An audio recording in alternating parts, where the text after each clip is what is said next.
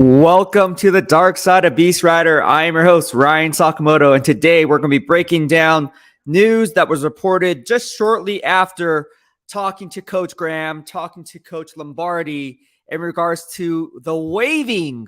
I say waiving because there's a difference between a player getting released as opposed to getting waived. If you subscribe to the BEASTwriter Plus newsletter, everything is broken down. Actually, I put it up on Twitter, and that is a free read for all you guys to enjoy because I want this to be a very educational segment. I want this to help you guys learn exactly what the difference is, because let's face it, I mean, you guys majority of you guys have 9-to-5s and have families and whatnot. So I don't expect you guys to know the ins and outs of everything. That's why you have me, because this is my 9-to-5. So again, I just want to say before we go ahead and get started, to thank you to each and every one of you for subscribing to my channel. It's been going and doing really well, so I can't thank you guys enough. Thank you also for all the super chats and super stickers, as well as the super thanks that I've been getting notifications on. I mean, it's been overwhelming over the course of the last few weeks, and I can't thank you guys enough, because without you guys, like I said, I wouldn't be in the position I am today.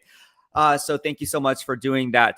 Now, again, before we go ahead and get started, aside from all the subscribers that we're getting and all the followers and the DOB family that we're getting, I also want to pay tribute. Sad news, little update, just personal stuff, but I feel like, you know, I can tell my personal side because this is the DOB and it's my channel, so whatever.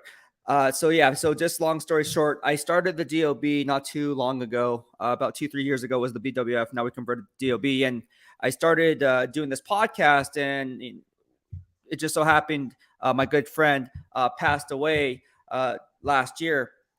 And so we did a tribute. So we tribute that live stream to that person. So that was Paris Harrelson. He passed away. Good friend of mine, played for the San Francisco 49ers. I paid tribute for him on that live stream. Over the weekend, I lost my uncle Gerald, to prostate cancer. And then yesterday I lost my dog back home. So my mind isn't really 100% where it needs to be, but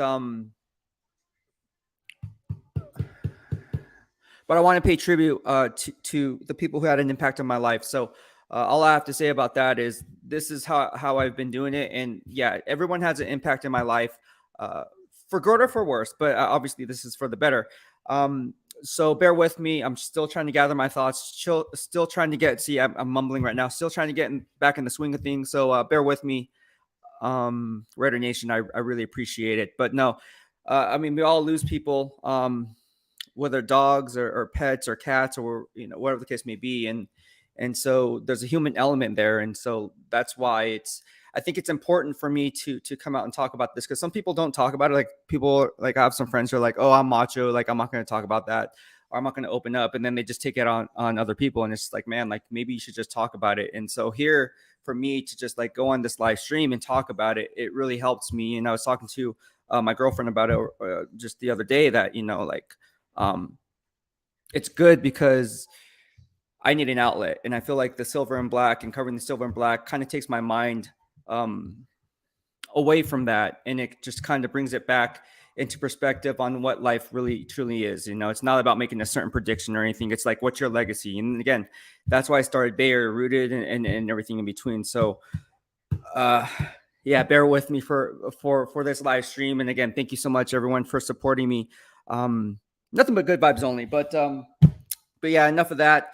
We're going to go ahead. And like I said, I'm going to be running giveaways for all you guys.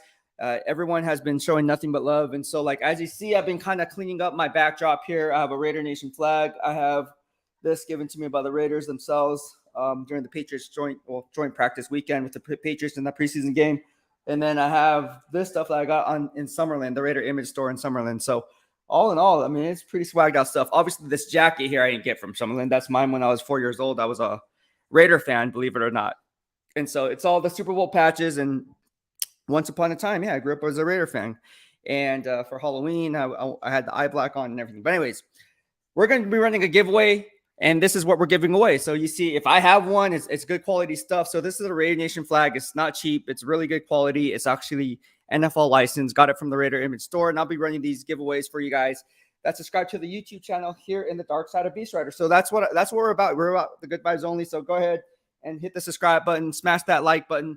And again, if you guys like what I have to offer, please do so by just hitting the like button. I mean, there's 24 of you guys watching right now. If all 20 of you hit that like button, odds are it's going to be a recommended video for other people who are on YouTube or on Twitter or on other social media platforms, and it'll be recommended to them. So again, the algorithm cannot hit unless you guys actually like the video.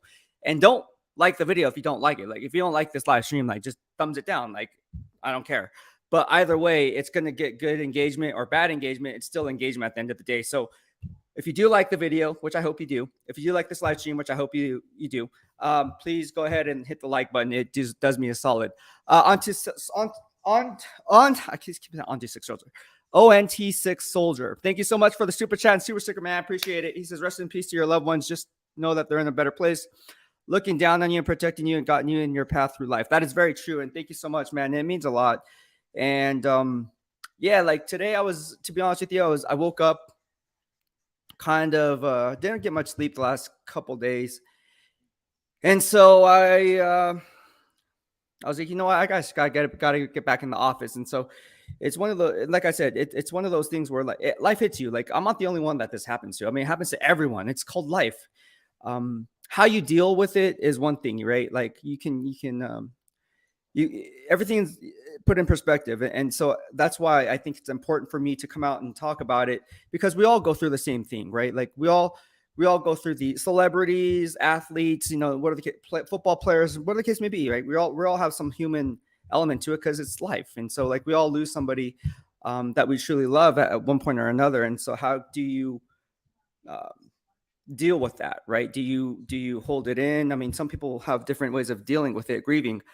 For me, a good outlet, to be honest with you, is just taking my mind off of it, is focusing on work. And I know that sounds crazy because I'm a workaholic anyway. So I don't go to sleep till 3 a.m. watching game film anyways. But literally I was watching game film. I don't think I got maybe 2 hours of sleep today. Then went to go watch coach pressers today and ask them questions. So yeah, a lot of stuff going on, but no, thank you so much, man. I appreciate it. And again, without you guys, I wouldn't be in the position I am today. It means a lot.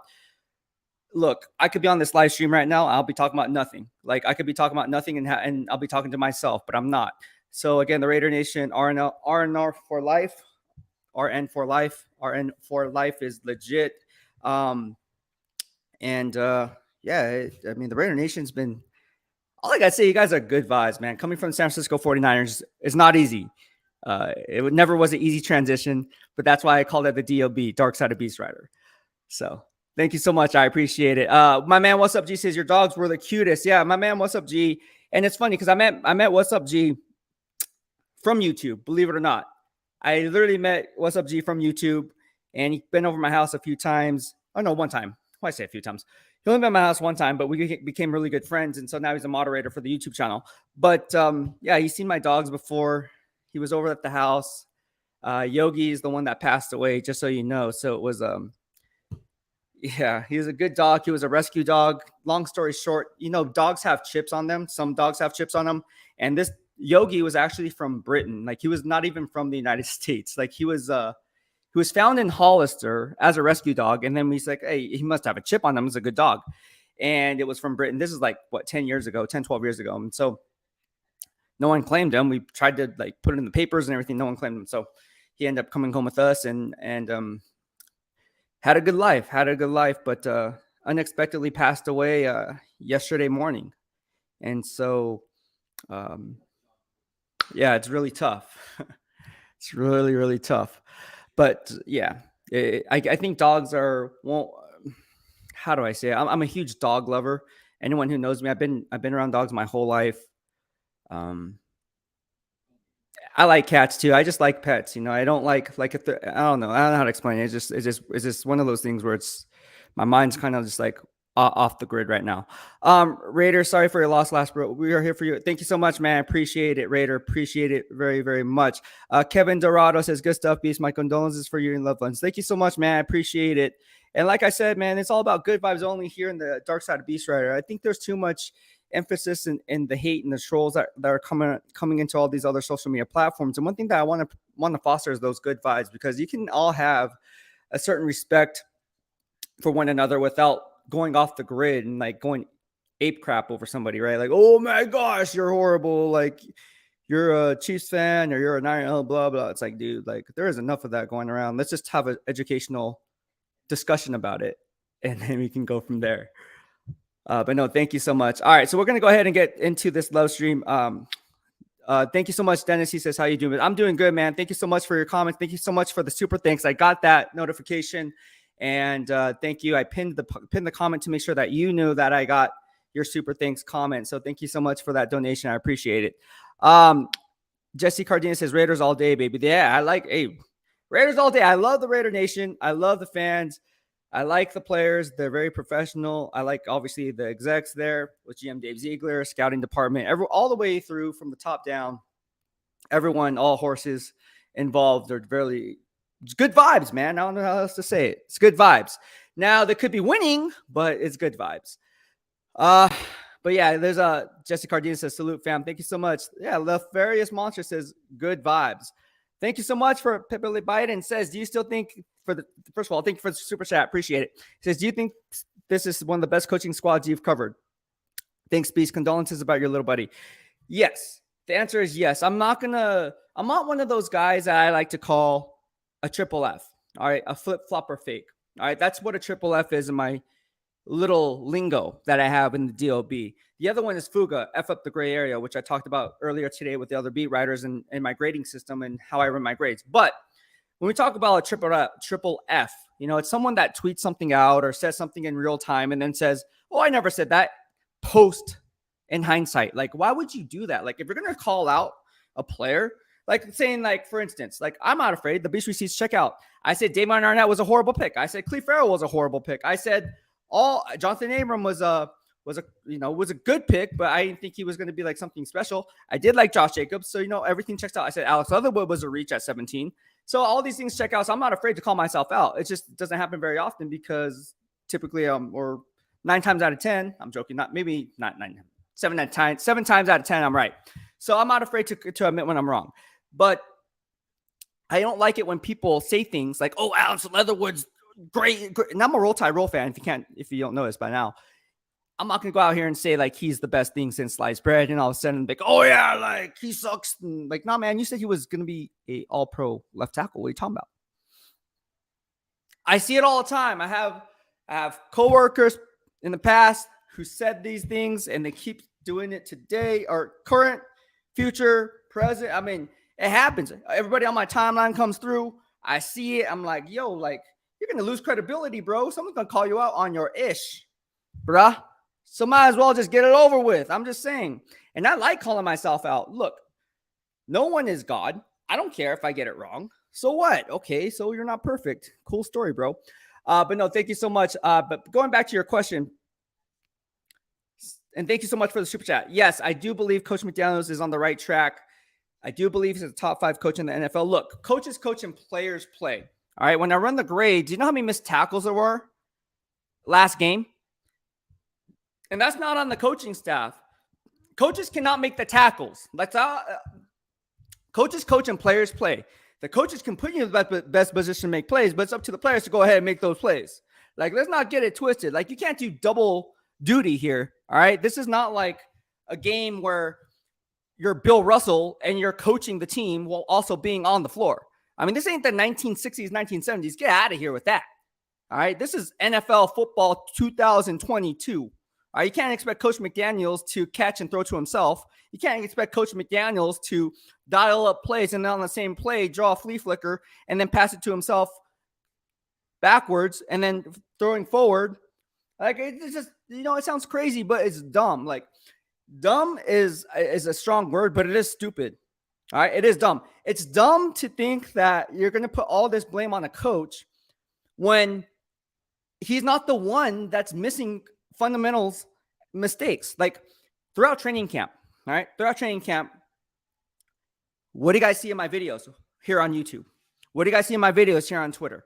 I post everything in live, right? What do you guys see in my tweets, right? The tweets is the one where I got a lot of you guys going, right? Because I was breaking down plays, breaking down the fundamentals, not breaking down scheme or anything like that. You can't get that from one-on-one anyways, because you don't know what kind of cover shell they're teaching and techniques and rules of engagement. They're just trying to see who can play and who can cover. Let's not get it twisted.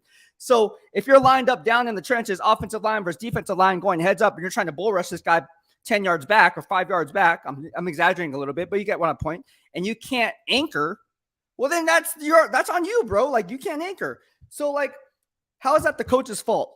Like, if you're not strong, you ain't strong. Like that, like, I can't expect a guy to have functional strength. Oh, but he puts up 35 reps on the bench press at two and a quarter. Cool story, bro. But is it like, how is his anchor? Like, does he have a bubble butt? Like, can he freaking not get thrown off his grass? Can he hold the point of attack? Can he move people off their spot? Can he combo reach block? Can he hit that second level? Like, come on. Like, let's be honest. If you look at the personnel with the Raiders offensive line, and this is not just the Raiders offensive line. I'm just trying to put things in perspective. Look, you look at that roster on the offensive line and defensive line, name 2 Pro Bowlers right now. Outside of Max Crosby, of course, who's getting my first team All-Pro vote for the midseason PFWA, Pro Football Writers Association vote, because I do this every year. I have a grading system, right? So name 2 other Pro Bowl type players. Exactly. There's not one. Now, I'm not saying Bilal Nichols isn't good. I'm not saying Andrew Billings isn't good. They're good for what they're brought in to do, right? You don't sign Bilal Nichols to a 2-year, $11 million contract, GM Dave Ziegler, if you didn't think that you were going to get somebody who was going to be a 2-down player, which is a stout run stuffer, and that's what you got. I like Bilal Nichols. I thought it was a sound signing. Still like him.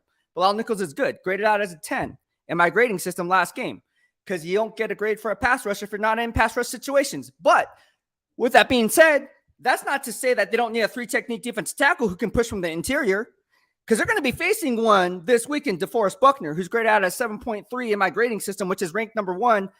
Actually, I should say tied for number 1 in my grading system as far as ranking is concerned with Tennessee Titans Jeffrey Simmons. So again, if you look at the dynamics of the pulse around the league, you have to run these grades that I like to run, because at the end of the day, how am I going to talk about, hey, this player's good, this player's bad, if I don't have the grades on the other players? Like, I have to watch the game film, and the game film takes a lot of time.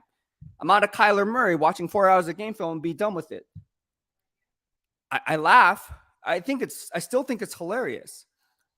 Just think, if he watched as much game film as I did, he would be a first-team All-Pro player. That's all I say. But instead, he wants to play COD, Call of Duty. I'm joking. I don't know what he plays, but apparently he plays video games. Could we entice Sean Payton and Greg Williams to come over to the dark side? Well, I don't know Greg Williams. I mean, growing up as a Niner fan in that Saints game when he said cut off the snake's head, and then, man, he's talking about Frank Gore, Bounty Gate. I don't know. No, Greg Williams. Listen, I have a good friend who coached with Greg Williams. Not going to name names. Greg Williams has been in the league for forever, so there's a few coaches out there who I'm friends with. And let's just say every coach that I spoke with wasn't a great fan of Greg Williams. I'm not saying Greg Williams is not a good coach. I'm not saying that. I'm just saying they weren't a fan of him personally. Now, how that's going to play a role in his future, I don't know. But we all remember that game where they. Well, I'm not gonna go there, but you guys can kind of. Maybe I'll talk about it. I don't know. Maybe I'll get the green light to talk about it. But right now, I'm going to hold my tongue on that one. On T6 Soldier says, why do you think about Abram getting cut? Look, let's talk about it. Let's talk about Abram, right? Let's talk about Abram for a little bit. You know what? Before we go ahead and talk about Abram, let's go ahead and talk about other things. Let's talk about the Raiders and Jaguars grades. I want to talk about that before we go ahead and get to Johnathan Abram. The reason why I talk about the grades is because the grades don't lie. The film doesn't lie. The grades don't lie. All right. So just breaking it down against the Jaguars, this is where I see. All right. And these two guys don't get grades for pass rush. They only get grades for run fit integrity because they're not in pass rush. So Bilal Nichols got a perfect 10. He was in there for a lot of tackles for loss, created a lot of pressure up front for others, had no missed run fits in my grading system. So, excuse me, he gets a grade of a 10. All right. And now, again, he should be getting a grade for a pass rush if he was in pass rush situations, but, he's not in there. When they run that 4-2-5 or 3-3-5 hybrid, depending on the coverage shell behind him, he's really not asked to do that. He's not asked to one gap his way, right? Now, he does do that. And to be honest with you, the last 3 games, he's been getting some hits and pressure on the quarterback. Not a lot, but again, let's be honest about it. The Raiders defense as a whole, the last 3 games hasn't been doing jack squat in terms of the pass rush. And I'm not throwing shade. I'm just keeping it 100. Like, you watch the film, it's like, nah, man, like, it's true. Like, I'm not saying they can't do it, because obviously I think they can. They're fully capable of. I mean, when you give Chandler Jones $17 million APY annual per year in a 3-year, $51 million contract, you expect him to go ahead and get home. And I'm not talking about sacks. I'm talking about a pressure rate that results in the loss of down in my grading system. That's all I'm talking about. That's all I'm talking about. But it's easier said than done sometimes, right? It's easier said than done. So Max Crosby, he didn't have his best game. He graded out of 3.5, got 0 pressures. That resulted in the loss and down in my grading system. Chandler Jones graded out of 4.75. No surprise there. That's about average for him. And he's been about average the entire year. Now, am I afraid to say it? No, I think Chandler Jones was a mistake. I think it was a mistake signing him to a 3-year, $51 million contract. Now watch Chandler Jones and rack up 10 sacks next week. It's like, oh, BEASTwriter's wrong. Look, I fully expect Chandler Jones to go off. I did say this. I said he's going to have 6-7 sacks in his next 6-7 games. He already has half a sack.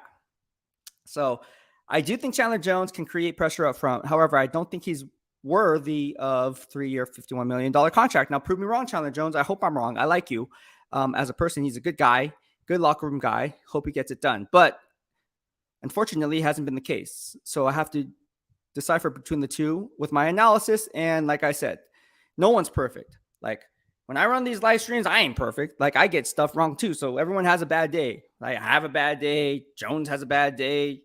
Everyone has a bad day. I mean, no one's perfect. So you live and you learn, and then hopefully you can kind of move on and improve the next game or the next week in this case. But it's been how many weeks now?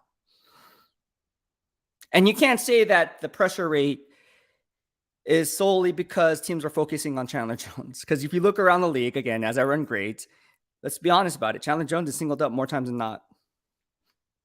Max Crosby's the one that's generating all the pressure. Just look at Nick Bosa. Look at Myles Garrett.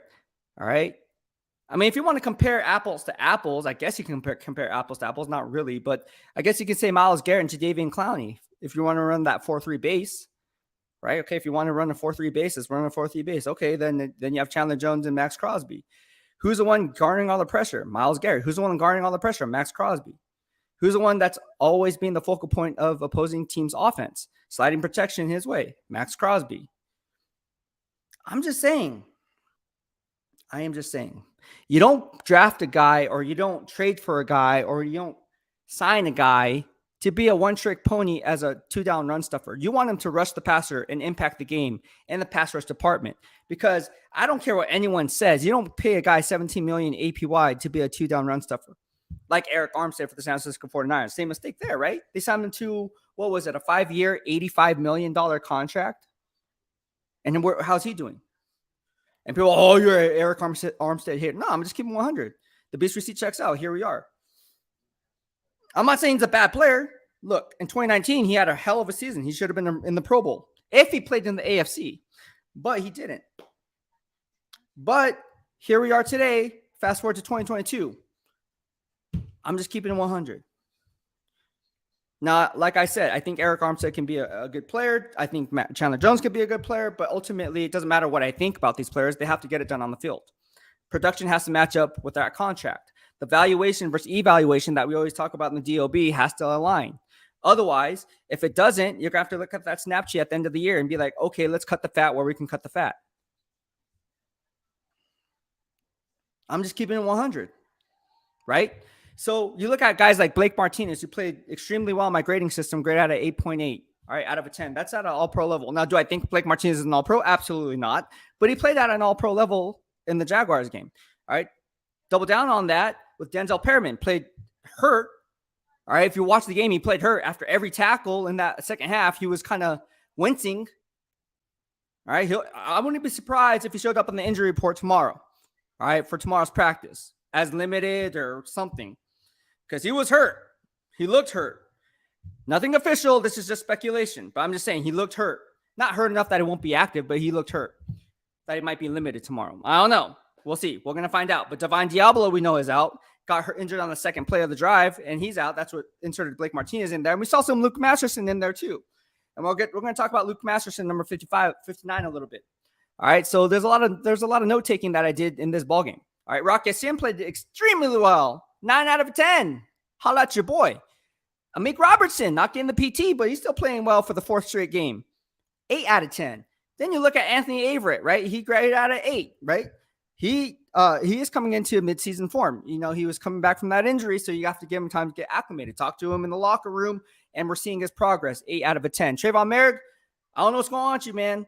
I said this. If you want to see, here's one that I would love to call myself out. I'm going to call myself out because I'm going to call myself out. Look, I said Trayvon Merrick is going to have a Pro Bowl season this year. I said it. I got it wrong. He's not going to be a Pro Bowler this year. He's not. He's been giving up way too many red zone touchdowns. In fact, he gave one again. He gifted one again against the Jacksonville Jaguars in cover 0 coverage. All right. And the one against Travis Kelce on the Monday Night Football game, he gave one up there too. So I'm just saying, this is all red zone efficiency. Now, is this on Coach Graham or is this on Trayvon Merrick? I'm not gonna say it's one or the other. All I'm gonna say is things are happening, and things are happening fast. Like, we can't just assume that things are going to get better if you're not going to change up the rules of engagement or change the cover shells on the back end there. I mean, something has to give. If Trayvon Merrick in my grading system, who's given up a lot of touchdowns outside of Devon Diablo and pass coverage, who I like Devon Diablo, by the way, something has to give. Either you give Trayvon Merrick help, but then it's like, well, he's the last line of defense, so how are we going to help?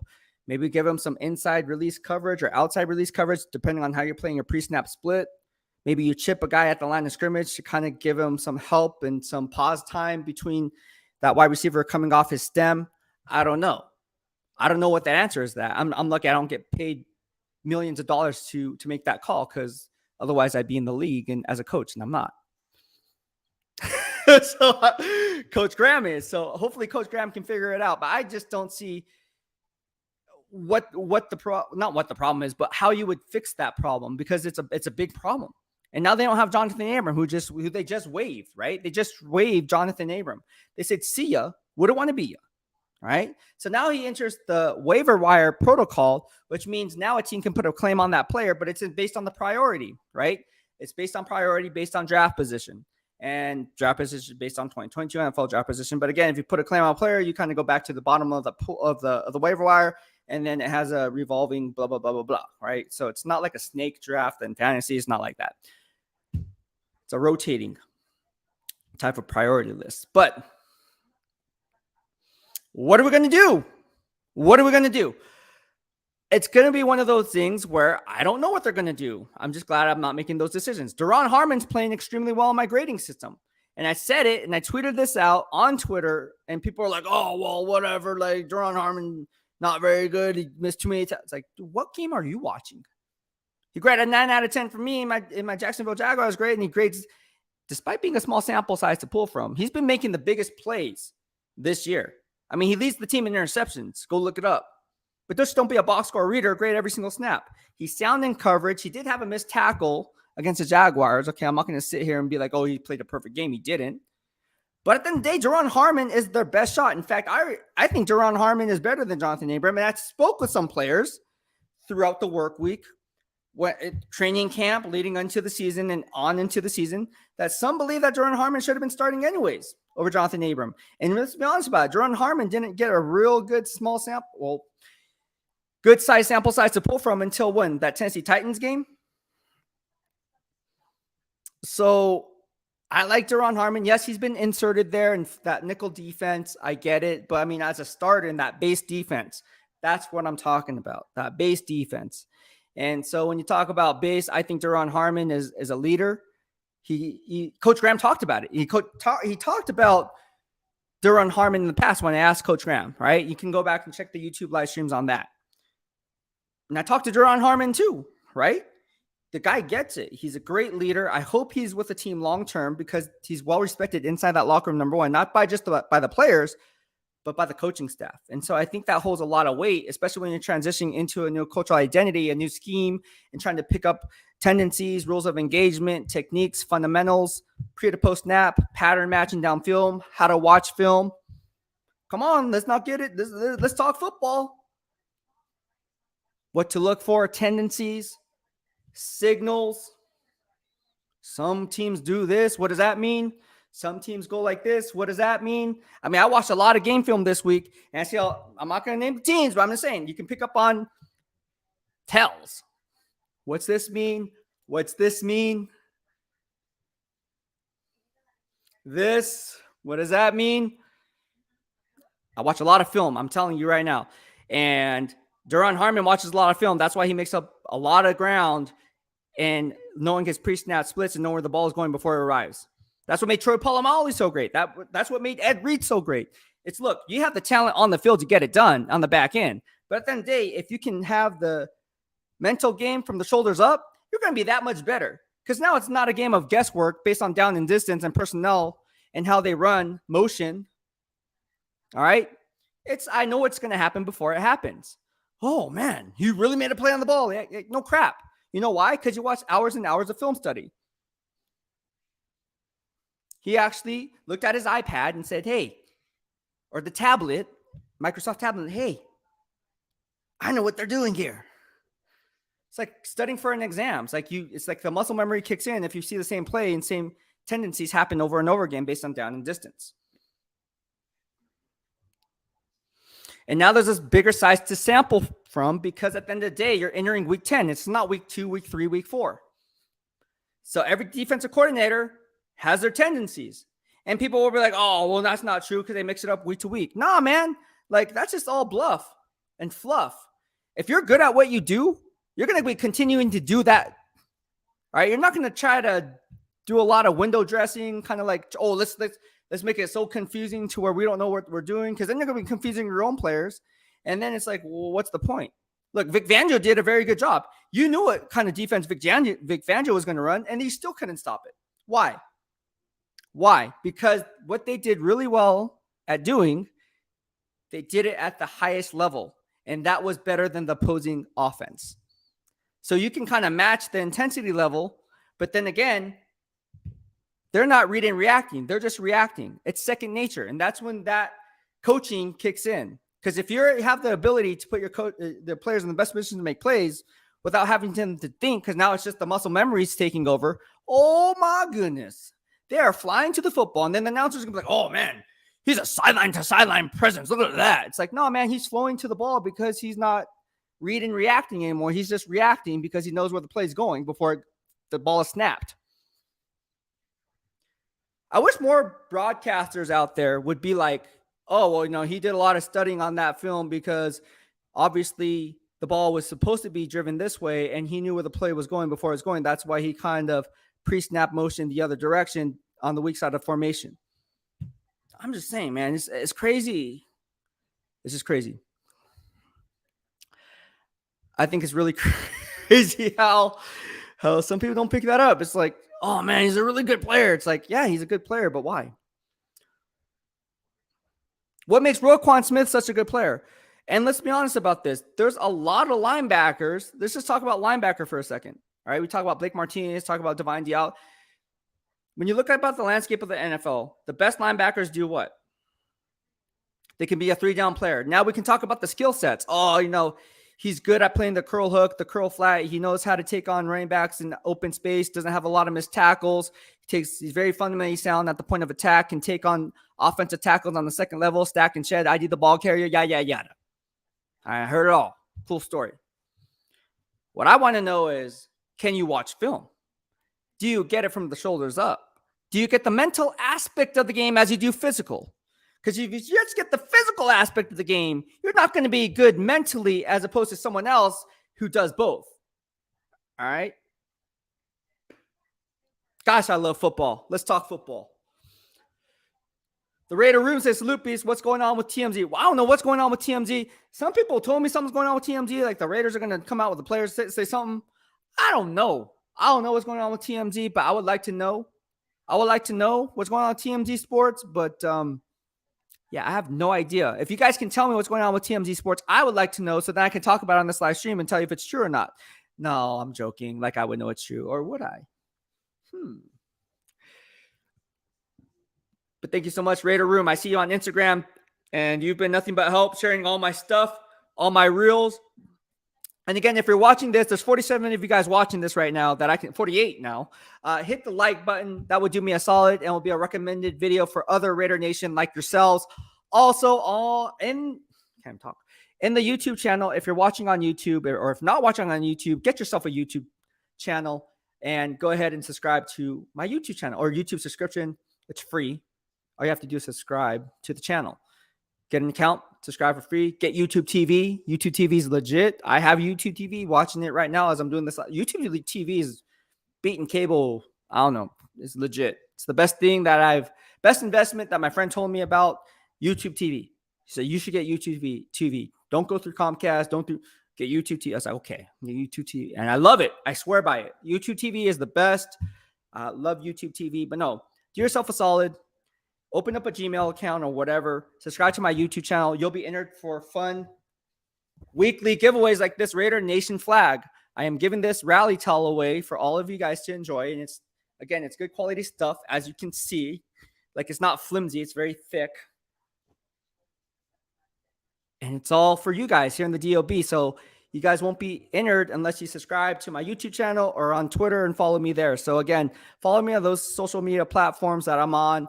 And so that way you won't miss a beat. In the description box on YouTube, specifically, there is my Instagram, there is my TikTok, there is my Facebook and Twitter. So if you guys are watching on any of those social media platforms, be sure to follow me on YouTube. And then again, in the description box of the YouTube video here on this live stream, you will see my social media and you guys can follow me there. For instance, Raider Room follows me on Instagram at BEASTwriter, as well as on here on YouTube. So BEASTwriter is also the same tagline and handle that I use on Instagram. So you guys can see my reels. I will post Aloha kickoff videos for all of you guys. That was actually a really good hit during training camp. Those Aloha kickoff videos, I probably will kind of shoot those up again, if you will, as it gets closer to the week. But no, it's really good for you guys to follow me on those social media platforms if you like what I have to offer, because if you don't, then there's no point in following me. But if you do, odds are you won't want to miss anything, because I post on all the social media platforms. I like using all the platforms for different specific reasons. So go ahead and do so. And again, it will help me out a lot. Daniel Kim says, salute Ryan, salute nation. Like it, like it, like it. Dennis says, is something going on with Max? I don't know what's going on with Max. I haven't heard anything going on with Max. And again, I didn't make the road trip to Florida, Sarasota at IGM. I was not there. I was here in Las Vegas covering remotely. So I don't know what's going on. I've been kind of distancing myself, again, dealing with a lot of stuff, personally, but then at the same time, still trying to keep up with the team, which I am. I mean, there's little to no drop off in production, but as far as Max Crosby is concerned, I don't know. We're going to talk to him tomorrow, right? He'll be inside the locker room, hopefully. So we get open period locker room. Hopefully he'll be in there, and we kind of get his thoughts on the season. So, yeah. I like Max Crosby. Good guy. Beast on the field. Beast on the field. How do you recommend Raider says, how do you recommend we evaluate our GM and head coach, short-term and long-term? Look, I think you have to take it with a grain of salt. Anytime that I like to evaluate, and again, I don't just evaluate GM Dave Ziegler. I have a grading system with GMs, just like I do with the grading system for players. And so you want to look at what's out there. All right. So like you have this blank canvas, so to speak. All right. So ideally you want a blank canvas to work with, because then you can formulate how you see your team fit. Here's the downside of that. Here's the reality of the situation is you don't have that luxury. You're not an expansion team like the Jaguars and be like, okay, yeah, let's just go out and get Tony Baselli. Let's go out and get Leon Searcy. Let's go on and get Aaron Beasley, Tom McManus. Let's just go out and get these guys. Like, no, man, it doesn't work that way. Let's just get Jimmy Smith.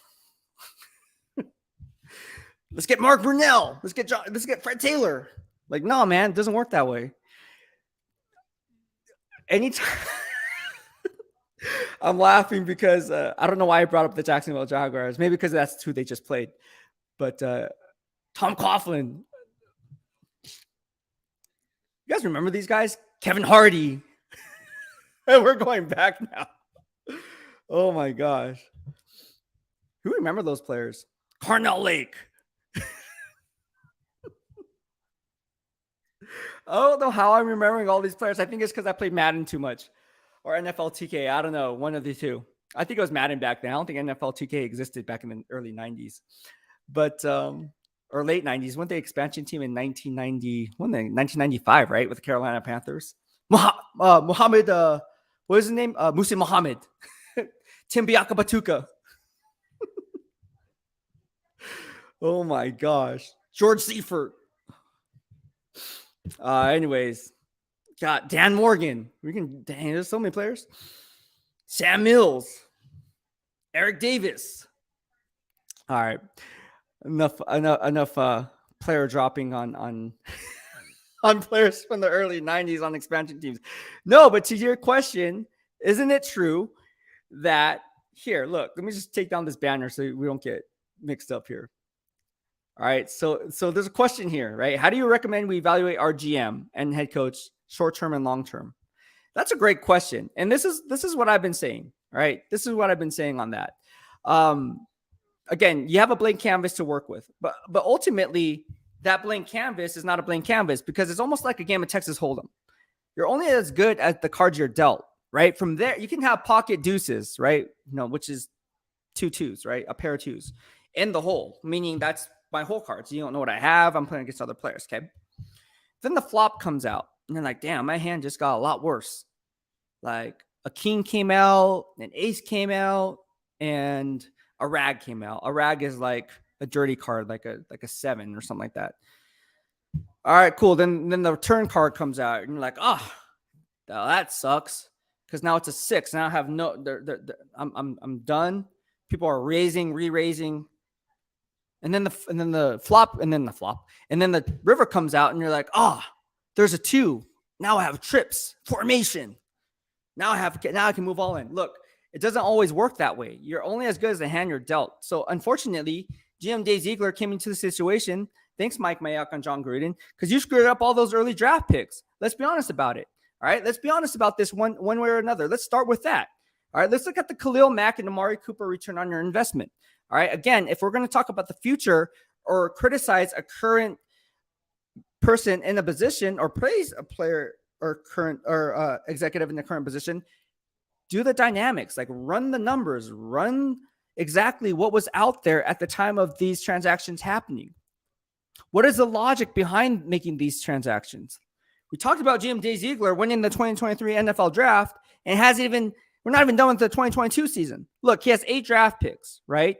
We can talk about the Bryan Edwards trade. And I remember I told you guys, oh, man, that was a horrible trade. I was like, nah, man, it's a good trade. You got 2 5s, man. Now you have 2 5s. You can leverage that trade how you see fit. A lot of these teams reach for need early on in the first 3 rounds, and then that leaves better players falling down the board, and you can find value, my friend. GM Dave Ziegler can now leverage the draft how he sees fit. Look, and that's just the Bryan Edwards trade, all right? Now, who is also part of that Bryan Edwards trade? How did that even happen? Well, that was because, again, Khalil Mack and that trade to the Chicago Bears. If you guys remember, Khalil Mack was traded to the Chicago Bears for a 2nd-round pick, which ended up being tight end Cole Kmet, and Arlington Hambright, which was a conditional, I believe, 5th-round pick, but ultimately ended up being a 7th-round pick, who ironically and coincidentally, they are playing because Albright is now with the Indianapolis Colts. But what do they get in return? Well, let's talk about it. They got 2 first-round draft picks, one being Josh Jacobs, number 24, and then they also got Damon Arnett, number 19 in 2019, if I'm not mistaken. So you get 2 first-round draft picks. One of them was waived because he was just being, I don't know. You guys know the story with Damon Arnett, all right? He's no longer with the team for a reason. And then they got a 2019 6th-round pick, which ultimately was traded along with Kalichi Osamili, like saying that name, to the New York Jets in exchange for a 5th-round pick, number 140, which was ultimately traded for the likes of A.B. Antonio Brown from the Pittsburgh Steelers. All right. So when you do the math and run those numbers, and then you double down on that and say, oh, well, they had a 2023 3rd-round pick from the Khalil Mack trade, but then we traded that for, or I should say GM Dave Ziegler traded that this offseason for a 2023 5th-round pick. You're still getting a return from the Khalil Mack trade, which is that 5th-round pick. Now, ultimately, the return on your investment from making that deal, we don't know what's going to happen because Josh Jacobs is the unknown. We don't know if he's going to get hit with the transition tag or the franchise tag. We already talked about this on earlier live streams. People talking about the franchise tag, but neglect to talk about the transition tag, which is paying the top 10 salaries of the player at that position. We're not talking about top 5 money. We're talking about top 10 money and the first right of refusal. All right. This is why you guys follow me, because people talk about the wrong thing sometimes. They talk about the franchise tag. We're not going to franchise them for 2 first round. What about the transition tag? Oh, well, we don't get. The thing is, the Raiders won't get anything in return. So what? At least you have the first right of refusal to see what the fair market value is. How do you know what the market is if you don't understand the dynamics of how to use these transition tags and franchise tags and everything in between? I'm just saying. So why not sign him to a transition tag?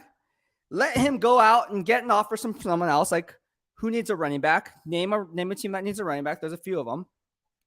Whoever that is, based on how they see this draft coming up. If someone's going to be Bijan Robinson or something like that, so be it. But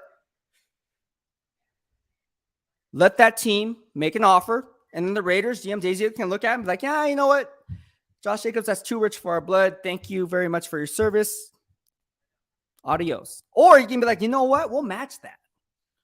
We like you enough. We'll match it. And GM Dave Ziegler already went on record and said, if Josh Jacobs keeps playing the way he's playing, he's going to be taken care of. Everything will take care of itself. Josh Jacobs, again, top 5 running back with the shaky offensive line. But at the end of the day, you don't decline Josh Jacobs' 5th-year option because you knew what you were getting with Josh Jacobs. And everyone keeps talking about it. The coaches, and I mean everybody, I mean the coaches talk about it, from Coach McDaniels to Coach Lombardi. They talk about ball security. They're like, oh man, well, he's done a really good job with his ball security. Really embraced his role. Really doing all the right things. Has the strong work ethic. Embodies what we want here to instill in this culture identity of the Raider way.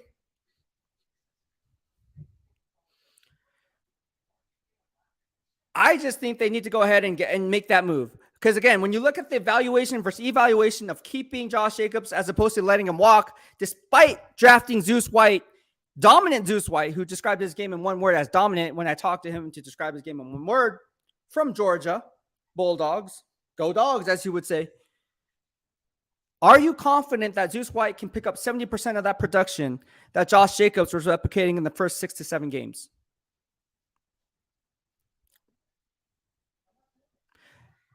Especially with behind this offensive line, where things are coming at you faster. Because let's be honest about it, Josh Jacobs is getting a lot of these yards after initial contact. After initial contact, not before it, after. So if you think that Zeus White is the answer, which I love Zeus White, I think he's going to be a Pro Bowl back. But at the end of the day, are you really truly sold on Zeus White replicating 1,200, 1,300 rushing yards? Not scrimmage yards, just rushing yards. Because he didn't catch the ball out of the backfield that much. Just not get it twisted. And then again, on that note, now that I'm talking about it, passing situations and pass pro. Can he pass protect? It's just, I'm not saying Zeus White's not going to be, again, not going to be good. He's going to be very good. He's going to be a Pro Bowl player. What I'm saying is, if he was inserted into the lineup today behind this offensive line, I would be surprised if he racked up 500 rushing yards. I'm just saying. Not in a full 17-game schedule. I mean, from here on out. From now until the end of the year. If he got the lion's share of the reps. Whereas Josh Jacobs, he might get 800, 900 rushing yards and another 300 yards receiving. But that's where I got to go with that. Austin Martinez, I know this is supposed to be good vibes, but I heard TMZ has a story on Max right now about unwanted. Okay, well, I didn't know about that. Maybe that's what's going on. I don't know what's going on with that. What's up with this rumored TMZ report? I don't know what's going on with that. That's something that obviously now people are going to be talking about. Interesting enough, I have not heard that. Leonard Villaforte said, from whatever you see on film, do you think there are any offensive linemen tipping plays?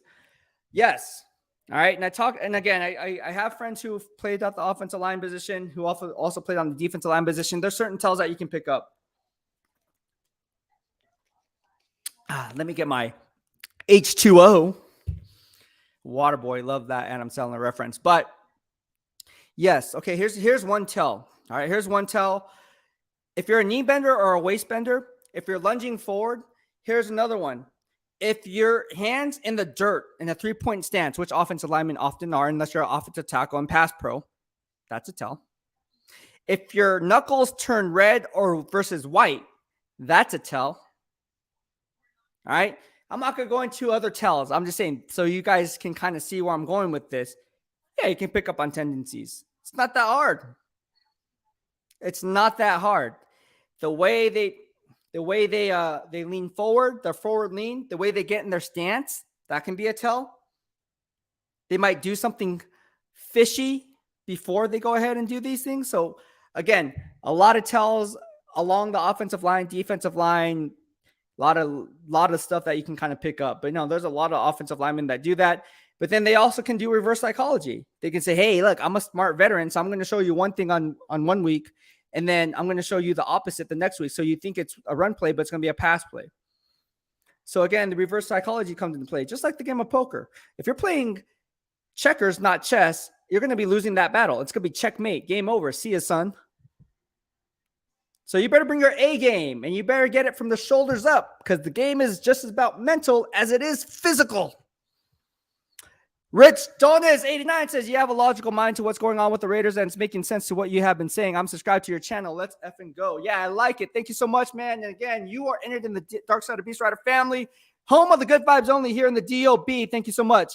Juan Polito says, you think it was a mistake getting Adams for a first and second? We could have used that money to get a defensive tackle or right tackle or linebacker or cornerback. We could have used the first to upgrade any position. Look, it's not a mistake. I love Davante Adams. I like what he brings to the table. Look, Davante Adams don't grow on trees, and I don't care what anybody says. You take Davante Adams out of Las Vegas, you have nothing.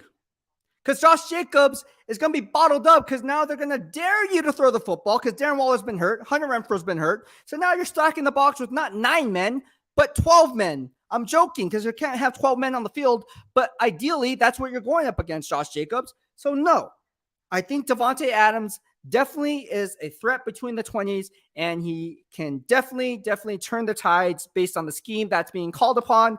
And Davante Adams was definitely worth a first and second. I wrote that article up in my BEASTwriter Plus newsletter. I'm not a triple F. I'm not a flip-flop or fake. Love the deal for them. I thought Green Bay Packers, well, they did get Quay Walker out of Georgia. Cool story, bro. Number 22 overall. Oh, my gosh. But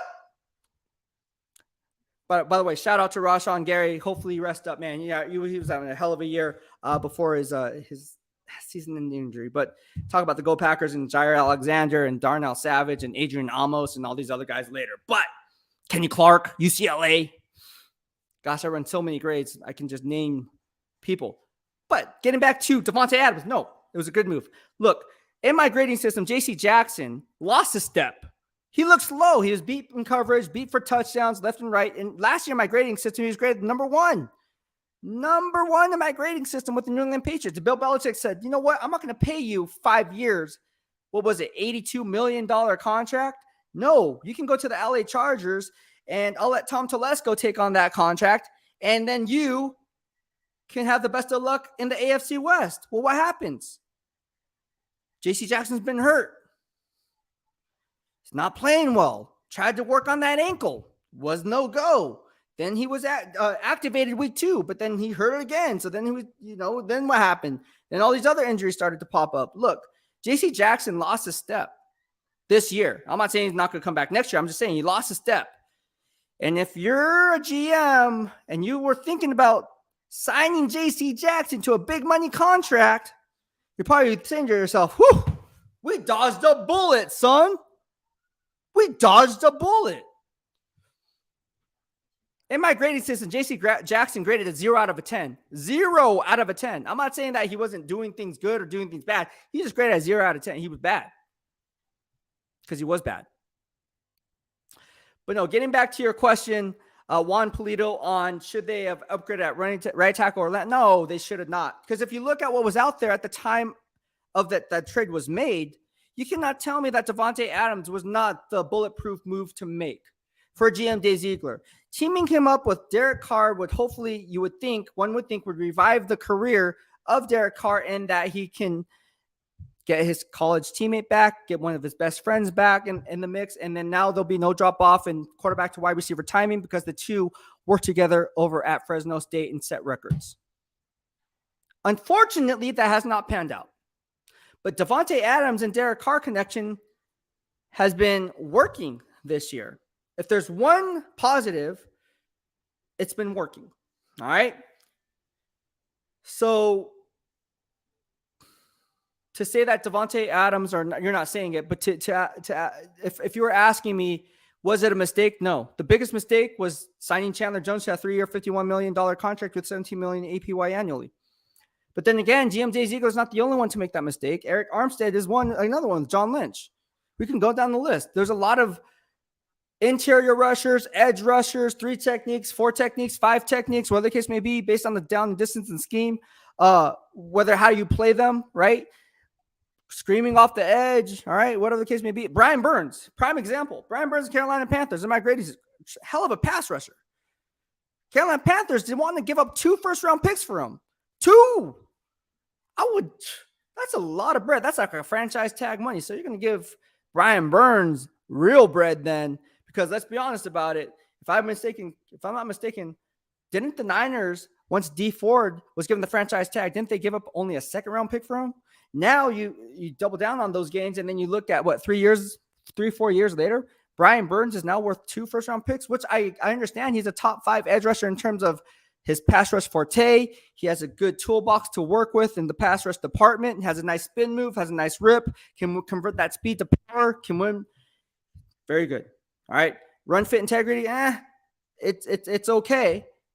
All right, that's why his grade kind of slacks a little bit, just like Chris Jones, and then from the interior now. I'll keep it 100. He's not like a Myles Garrett. He's not like a TJ Watt. He's not like Max Crosby. Raider says, we cannot improve our defense by paying all that money to Chandler and Max, whom are not playing up to their contracts. Look, I would not blame it so much on Max as I'm blaming it on Chandler Jones, because Max can only do so much. It's like going to school and working on a freaking team project, and you're the only one doing the work. Let's not get it twisted. Let's keep it 100. For real, though. And I'm not saying that Chandler Jones and other people can't hold up their end of the bargain. They certainly can. But this is constructive criticism, because I know these guys can get it done. I know. Otherwise, I wouldn't be saying this. I would just be like, you know what? They're lost. They don't have. They suck. But I'm not saying that. I know these guys can do it.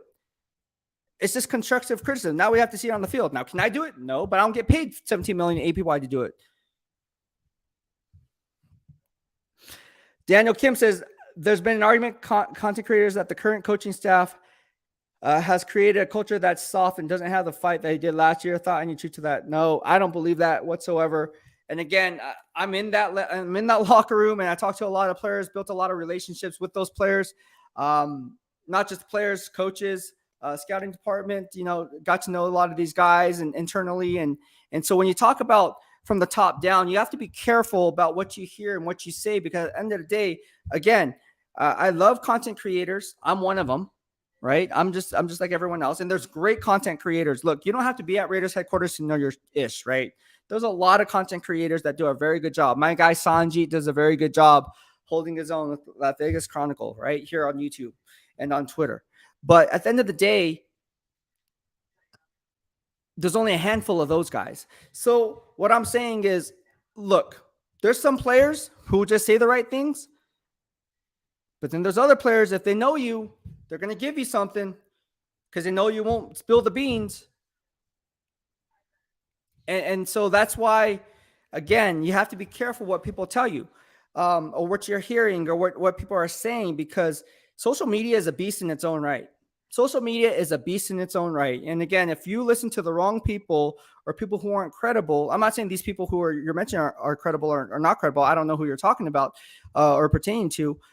But I will say this, be careful. Be careful, because again, let's be honest. No one is going to go on record and say, oh, you know what, Coach McDaniels is horrible, or John Lynch is horrible, or whatever GM, Kevin Colbert's horrible, who's not the GM anymore. Omar Khan's horrible.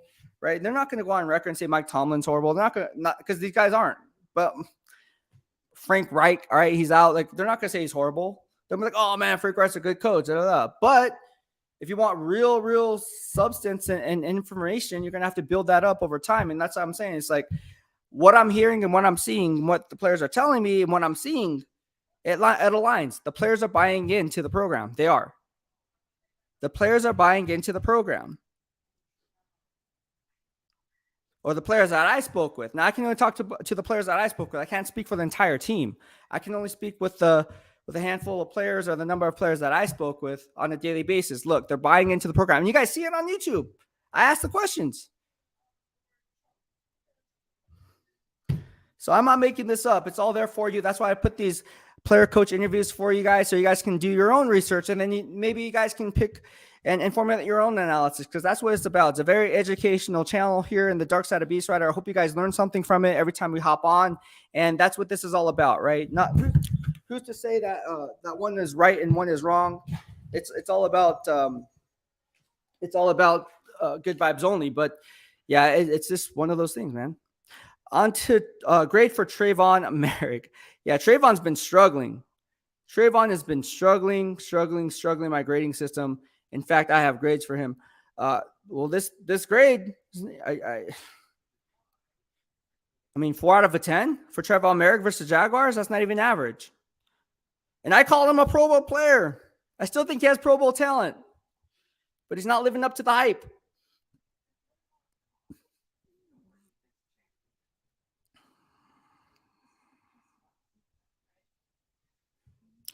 Jacob Argus says, I ain't going to lie. You compared a training camp to be one of the best you've been a part of, comparing it to the 49ers that you've been a part of. Where did it go wrong? You know what? That's a very, very, very good question. And I wanted to bring this up, and I want everyone to hear this. Look, again, coaches coach and players play. All right. If you don't have a good coaching staff, I will call you out on it. I'll be like, this coaching staff is horrible. Like they lost the locker room. Trust me, I've been around coaching staffs where players just don't care. Like, oh, whatever, dude. Okay, yeah, cool story. Not with Coach McDaniels. All right, and I saw this throughout training camp. I mean, he's dialed in. I mean, again, it's not just the coaching staff. Look everything from the top down. Look at from GM Dave Ziegler's perspective as well. He's doing everything from his scouts, brought Lenny McGill in, right? Still has Andy Degler there. Still has Sean Herock there. All right. He still has these scouts there who've been there for a very, very long. Zach Crockett. All right. Calvin Branch. All right. He has guys in place to get the personnel and fit the culture identity of the Raider way that he wants to instill from the top down. All right. So he's bringing in the players, infusing it with the talent, doing the best he can, working the personnel moves, the transactions that we get on a daily basis, whether a player being waived, like Johnathan Abram today, or claimed off waivers from the team's practice squad to the active roster, like a guy named like Billy Price, right? I mean, that's just one example, 2 examples technically. But look, he's doing everything that he can to make this team go in the right direction. Now it's up to the players to go ahead and execute the plan. If you're in Coach McDaniel's plan, is it your fault that you're missing 19 missed tackles and run fits? Because that's what I had against the Jaguars. Now, is that on Coach McDaniels? Because if you look at the yards over expected value of those yards being made based on if they were to make those tackles, what's the hidden yardage there that was missing? I got the numbers. So it's not as simple as saying, and again, maybe because I'm a coach myself and I had some really crappy players, but then the parents be like, oh, how come we're not winning? It's like, nah, man, what do you want me to say? Oh, because your son sucks? I mean, I'll keep it 100. Like, I'm not going to go out and say, well, your son sucks. Because then it's like, well, you're just throwing the players under the bus. Hey, look, I'd be like, you know what? We're doing everything we can. You know, we're teaching them the fundamentals of how to do this, how to do that, yada, yada, yada. And then we're trying to perform on the field and what we're teaching throughout the duration of practice throughout the work week.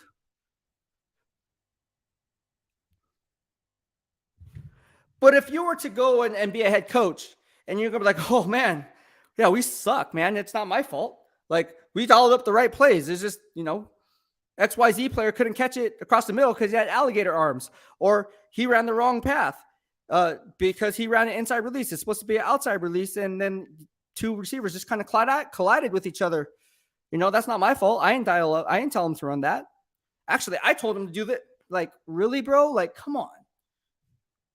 So that's what I'm just saying. Like, in my opinion, and this is why I have Coach McDaniels back, because I can see it from that perspective. Now, if you're a horrible coach and dialing up horrible game plans, then that's another thing.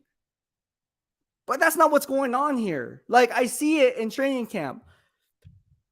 I'm your eyes and ears here in the DOB. So it's not like what I said is golden, but at the end of the day, there is some substance because I am the one there, right? And that's why you guys are following me. So take it with a grain of salt of what I'm saying, just like everyone else. But what I'm saying and what I'm seeing is this coaching staff is fine. But they can't be the ones making the plays on the field because they're the ones putting them in the best position to make plays, and that's their job.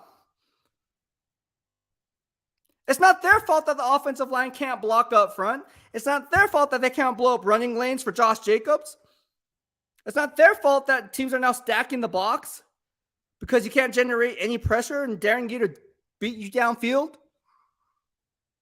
because you guys can't win one-on-one battles. It happens. If you look at grades around the league and coaches film around the league, it happens. Every team has their tendencies. Every team has their weaknesses. Every team has their strengths.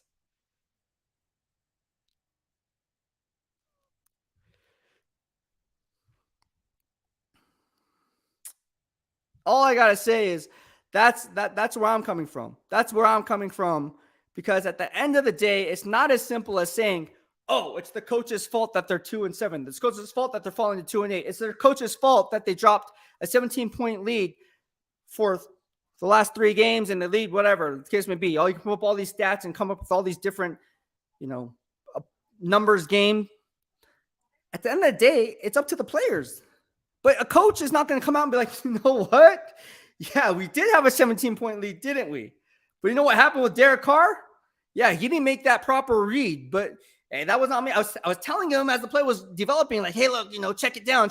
And he wanted to throw in double coverage in that cover 3, and he thought it was a cover 2, and I told him it wasn't cover 2, so he thought there was 5 underneath. Instead, it was 4 underneath, and so that linebacker just dropped in coverage and just kind of baited him into where he wanted to go.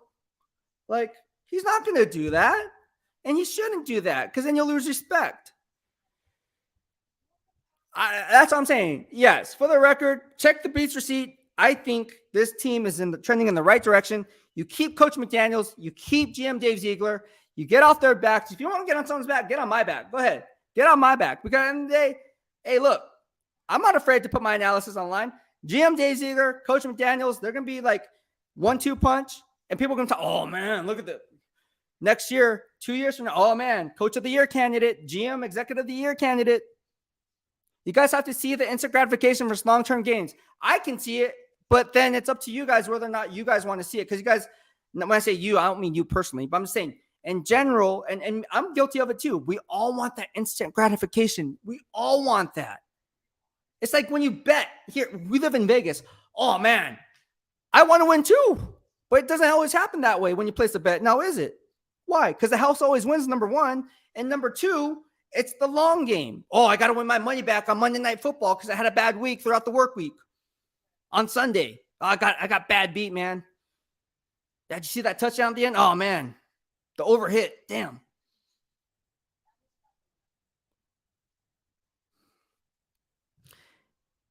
Don't hit the panic button. The grass isn't always greener on the other side.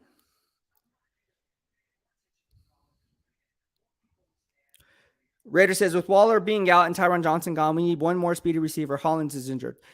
They need something that they have DJ Turner. I mean, we're going to have to see how DJ Turner does. Now, is DJ Turner going to replace a Mac Hollins? No, because I don't expect him to make balls at the catch point between the 20s. At the end of the day, they do have receivers, though, right? They brought in Albert Wilson a while ago. So they're bringing in wide receivers. Right? They're bringing in wide receivers, trying them out, giving them a tryout, signing them to the practice squad, seeing how they go. I think at this point, Hunter Renfrow should be the guy. The slot machine, Hunter Renfrow, should be the guy.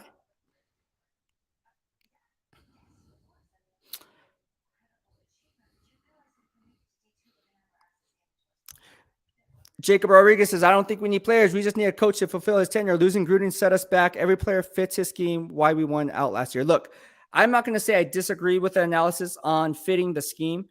I will say this: Coach McDaniels wants his scheme being run. GM Dave Ziegler wants his scheme being run. And anytime you make that transition, there is a learning curve process. So again, you're going to be behind the 8 ball throughout training camp to begin with, because you're learning a new process. You're learning new rules of engagement. You're learning new points of emphasis. You're learning the daily grind of what it takes throughout a work week, being held responsibility, being held accountable for your actions, being held in a high regard from the shoulders up. Because at the end of the day, if you're not smart, you won't play. If you're not smart, you don't play on game day. You're not going to be active. And trust me, I was the same way when I coached. If you weren't smart up here, you weren't going to be playing on game day, because I'm not going to be wasting my time trying to teach you where to go on a certain play. You should already know and be paying attention, taking those mental reps that I talked to Coach McDaniels about, that the players were already taking, because they get it and they're trying to instill the system that they want. So again, it's going to take time. I didn't expect the Raiders to go and have a 12-5 season. I didn't expect the Raiders to have, well, I'll be honest, I did expect them to win 10 games. I said 10-7. I did say 10-7. But I also said I wouldn't be surprised if they won 5 or 6 games. And the reason I said that was because if you look at what they're trying to do, that takes time. An empire wasn't built overnight. From a coaching perspective, any coach who's watching this, you know what I'm talking about, or you should. Otherwise, you're not a good coach, because at the end of the day, you understand the dynamics of what you're trying to preach and what you're trying to teach. If you understand that, it's easy to point at the coach and be, oh, man, he sucks. Like, really, bro? Coach McDaniels, by accident, went to so many Super Bowls. Oh, well, they had Tom Brady. Who was dialing up those plays? Excuse me. Raider said, our front four is horrible. Graham and Chandler and Max dropping back in coverage. You know what's funny? Max did drop back in coverage in my grading system on one play where he was targeted. Didn't result in the first down, I don't think. I can go back and check the records on that. But no, I remember him dropping back in coverage. But this happens on every single team. Look, Coach Graham is not the only one that dials these up. Nick Bosa does it. You'll see Quentin Williams do it from the New York Jets. Right now, we're talking about different techniques, up front. But you're seeing defensive linemen dropping back. Grady Jarrett from the Atlanta Falcons drops back from time to time. Why? Because you want to take away the hot read across the middle. You're not expecting him to make a sound play and be the next Charles Woodson in coverage, but you want him to eat up a space and kind of trick the quarterback into seeing something that he's not supposedly normally seeing on throughout the work week, right? Throughout the prep. So if you see a guy dropping back, all of a sudden you're like, oh, I didn't expect 2 defensive linemen to drop back, and I didn't expect those 2 safeties that were creeping up in coverage to hit those A gaps. It's still a 4-man pressure. It's just a different look. Every team does it. And again, that's why I run these grades, because I got to give you that as a scoop. They're not doing anything that any other NFL team is not doing. Every defensive coordinator does this. D'Amico Ryans does it. On to 6 Soldier says, on Twitter, there's rumors going around that supposed Josh Jacobs assaulted a waitress earlier today. I cannot confirm or deny, but those are the rumors. Well, I don't know what's going on with that. I don't know what is going on with the Raiders. Look, last year was last year.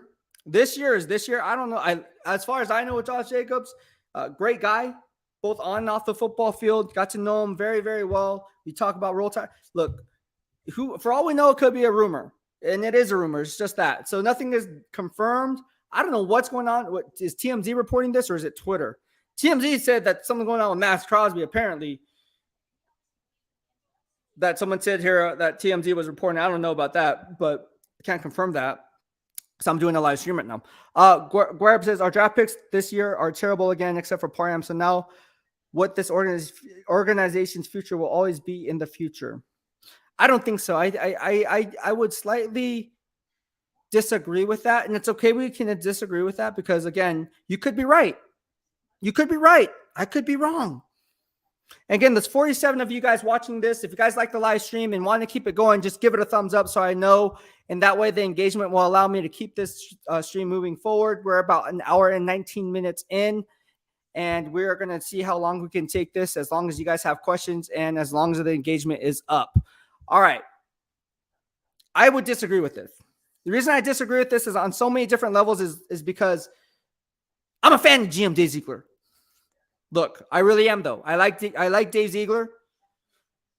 I liked John Lynch, and I still like John Lynch. These guys get it. They understand the bigger picture. They're not afraid to listen to you or mine, right?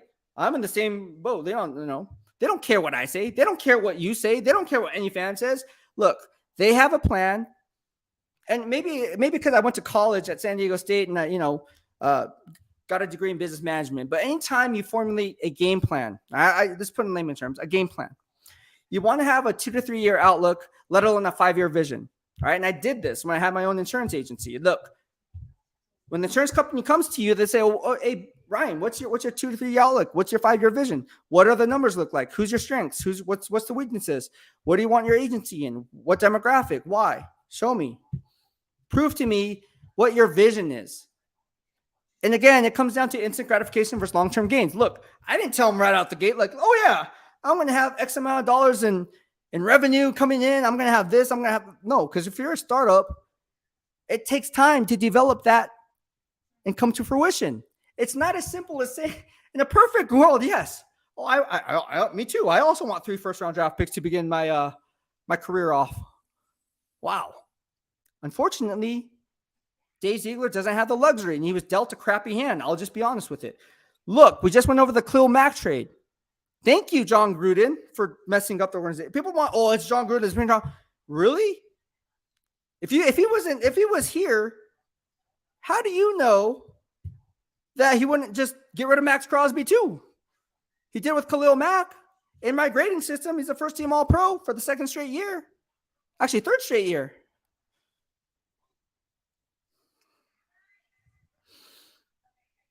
All I'm saying is, it's not. Look, if it's this bad next year, then I'd be like, okay, something's up. This team is not what I thought it was. Then I'd start turning the tide. But after year 1, come on. People at Biden says I'm banned from Twitter. Oh, what did you do? Tell Elon Musk. Elon Musk is now in charge. Apparently, he's going to have everyone verified for $8, which there's only one BEASTwriter, by the way. So if you see anyone else that's trying to be me that has a verified check mark, well, that's going to cause issues because there's only one Beast. Jacob Rodriguez, that is kind of on my mind. Jacob Rodriguez says they don't drop in coverage every play. The point of having them drop back is to, yes, there you go. See? Exactly.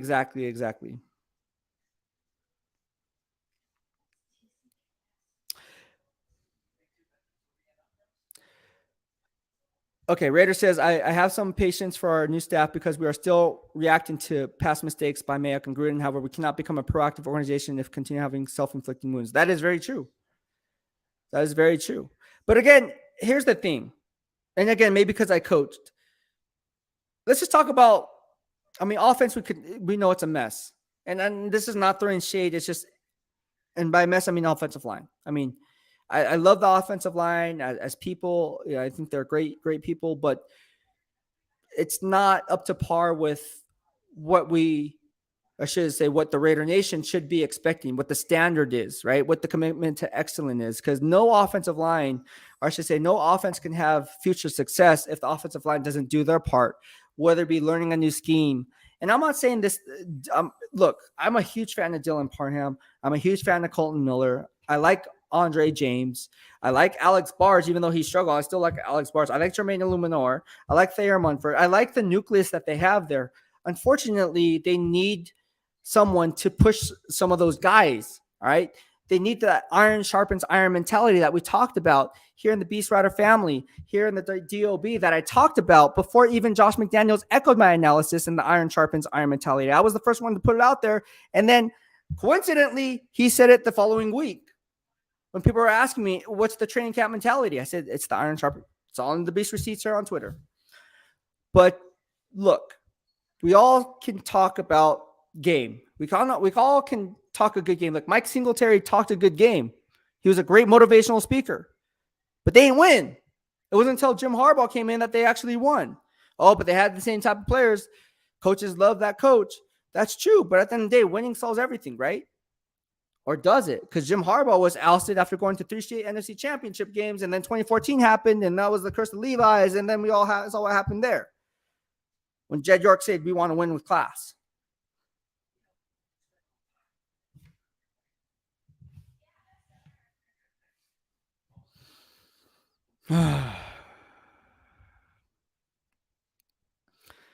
My blood pressure is up right now.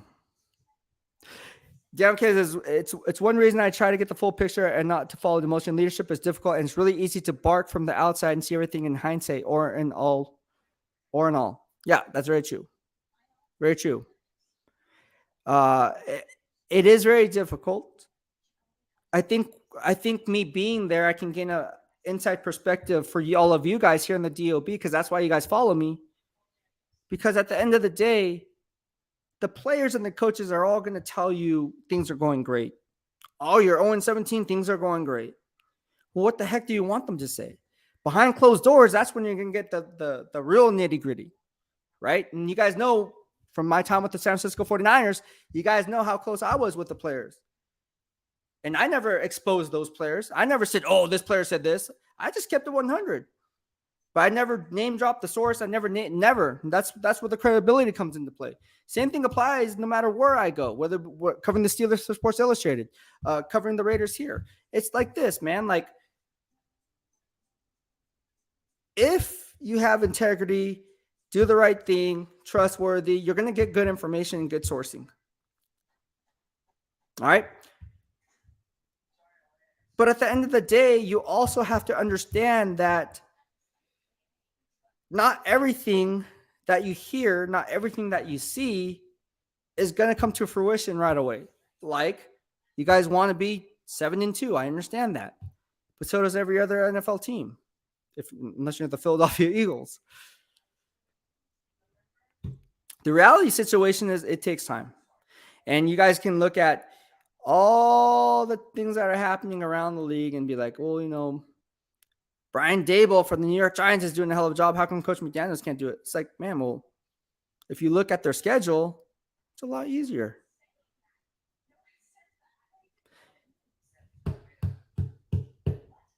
Now, I'm not saying it's easy. I'm just saying, let's just keep it 100. Raiders have one of the toughest schedules this year. Raider Chaos says, how come we didn't trade Waller when we had the chance? That is a good question. One, I don't think they wanted to trade Waller, but again, I'm not saying that he wasn't on the trading block either, because I don't know. All I know is GM Dave Ziegler is one to leave no stone unturned. And it is interesting that he kept Johnathan Abram. Now, what's funny is maybe he fielded calls. There was reports that they tried to field calls for him and no one wanted him. There were no takers. So what did that tell you about Johnathan Abram?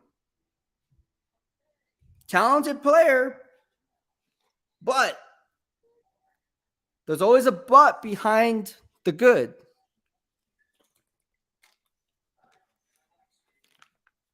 There's always a but behind the good. This guy does this well, but Raider says, what's with the Twitter TMZ? I don't know what's going on with Twitter. That's all I don't know. What's going on with the Twitter report? I don't know. I don't know what's going on with the Twitter report. Look, I am one of those people. I'll just keep it 100 with you. I kind of stay off the personal TMZ stuff that has really nothing to do with like football or on the field. I've always tried to distance myself from that kind of stuff because I don't know. One, I'm all about the good vibes only, but two, it's just like there's enough of that going around. And so I don't know what's going on. I'll be truthfully honest with you. I don't know what's going on because I'm on this live stream right now. So you guys can tell me. Maybe I should look on Twitter right now because like, oh, don't you have internet? Now I'm curious what's going on. So what do I look up? TMZ Sports or something? I don't know what the heck's going on. Do I look up TMZ Sports? Oh, which by the way, oh, I am so sorry. I'm looking at my DMs right now because I was getting DMs. There's another folder for other DMs. Apparently, some of you guys, Silverback, Raiders, Raider by Nature, Vegas Raider, JT Thomas. I am so sorry. I was getting so many DMs That I didn't know I had another folder for. Interesting. Interesting.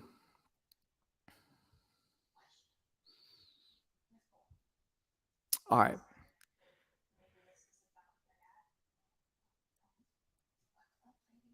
What's going on with TMZ? You guys need to tell me what's going on because what's TMZ saying? 2 hours ago? No. So what's going on TMZ? I'm looking on Twitter right now. It just says.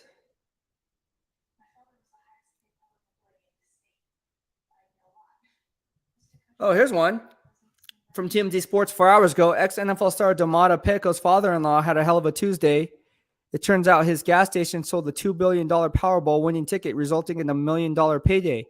Well, that kind of has an impact on my guy, Kyle Peko, because Kyle Peko is D'Amato Peko's cousin. So I don't know. Okay, honestly, I'm trying to figure out the Raider stuff that you guys are talking about. I don't see it. I see Cain Velasquez, San Jose. What's up, Cain Velasquez, Beirut? I see Dr. J. I see Lamar Jackson hugging a lifetime Ravens fan. Looks like he's playing catch with him or something. Kyrie Irving. I don't see anything with the Raiders. Unless am I tripping out, guys? Am I TMZ Sports? Is that the right thing that I'm supposed to go to? I have no idea. Kelly J, thank you so much for the super sticker. I appreciate it. It means a lot. Okay, so SVT Vasquez says, Beast, I'm a nursing student. Do NFL teams have nurses on their staff? That is a good question. I don't think they have nurses on their staff. I know they have team doctors on their staff, but I don't know if they have team nurses on their staff. They probably do. That's a good question. I can ask, but I'm not too sure. Keep it real. Keep it 100 said TMZ reporters confirmed nothing out there from TMZ started falsely by KC fans. Okay, so basically it's something that's false. But thank you so much, Kelly J. I appreciate the super chat. All TMZ rumors are false. Who would say that? Supposedly, okay, no. Something about JJ, I think it was false. Yeah, so everything was false. Like, I don't understand why TMZ would report that. And like I said, I think that's false. Because if it was true, it's not on TMZ Sports. So there you have it. There you have it.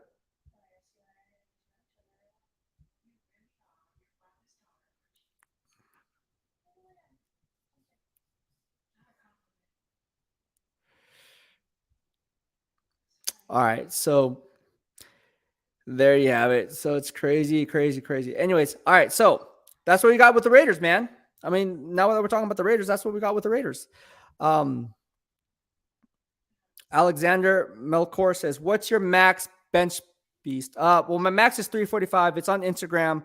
I posted on Instagram for all you guys as proof. So yeah, it's on Instagram. I did that pre-COVID. There was, I think my weight was at 145, 147. Actually, you know, I'm going to post it for you guys. Sir, I'll post it. I'll do this. I'll do one better for you. I'm going to post my Instagram video of that. I think I still have that posted on my Instagram. If you're on Instagram, which 9 out of 10 of you are, just go to BEASTwriter and you will find me. And if you scroll, because I freaking post mainly football and fitness stuff. But if you scroll back, I think it was 2018. And coincidentally, my guy Zach, who was with me at the Bay Area, has made the move before me to Vegas, was spotting me, believe it or not. Gosh dang, I post a lot. I'm sorry. All right, let's see if I can find it. Oh, here it is. Is this it? Let's see. Oh, here it is. Yeah. All right, so I'm going to post this clip for you guys. I'll post it up on my Twitter so you guys can see what it was. I'm just going to post it on Twitter, and I'll post it on YouTube too. And people are like, what are you posting? All right, so let me just go my Twitter. So I'm going to go my YouTube. All right, I'll post it in the comments section on YouTube. Hopefully you guys can see that. Maybe I'll pin it.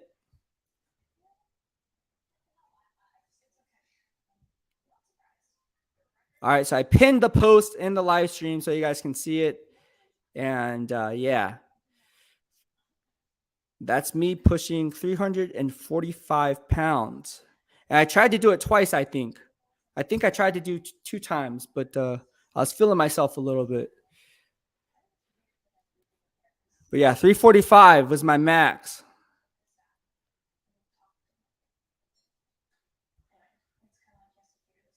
Hopefully, you guys can see it. I don't know if you guys can see it. But yeah. All right.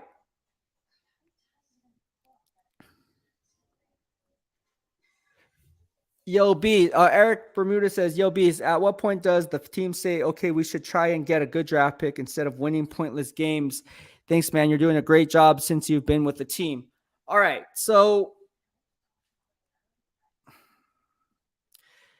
the term tanking is something that I don't think anybody should do. And the reason I say that is because you're sending the false narrative and it just screws up the whole culture identity that you're trying to instill if you want to instill a winning culture. Now, tanking is one thing, but seeing what you have in a bleak season is another. And I think you have to look at it with a grain of salt. So if you're from a GM perspective, again, how do you know what you have if you don't play these guys and give them live reps? I talked about it with Thayer Munford in training camp, and he said, yeah, going against Max Crosby and Chandler Jones up in practice and one-on-ones that you post is great, but at the end of the day, it's not live action. So when you go up against live edge rushers, that's when you're going to see the real action, like going up against a guy like Joey Bosa, right? So again, it's not as simple as going up against a guy in practice because, again, it's different from game day. It's different from game day, and I think when you look at it for what it really is, again, you're going to have to play Neil Farrell more. And you're seeing that the last few weeks, all right? The last 2 games, you're seeing Neil Farrell getting inserted. In fact, I believe he was on the second play from scrimmage, if I'm not mistaken, against the Jaguars. And the game before that, he was doing early rotation. So Matthew Butler was another guy who was a healthy scratch. Now he's activated, right? Because you don't have who there? Jonathan Hankins, right? So you get back that 6th-round pick that you traded off for the Jarrett Stidham deal. And so, again, how do I know this? I don't know. Just do this forever. But we can talk football. We can talk silver and black football all day. Off the top of my head, let's just go to a bar and hit up Grimaldi's and drink some fine wine and talk football off the Great White Pizza. Sponsored. I'm joking. It's not sponsored. I wish Grimaldi sponsored me. That'd be dope. Grimaldi's, if you're out there, sponsor BEASTwriter. But, yeah, I think right now – you have to see what you have. The season is not lost yet. So I think the message that you'll be sending the veterans is that you're throwing the white flag and throwing in the towel. I don't think you want to do that yet. But once you're mathematically eliminated from playoff contention, I think that's when you can start rolling in the other guys and seeing what you have or don't have. And let's be honest about it. Is Chandler Jones going to be on this team next year? I mean, yes, there's dead money tied to that contract, but at the end of the day, it's like at some point, would it be better served to go after a guy like Will Anderson?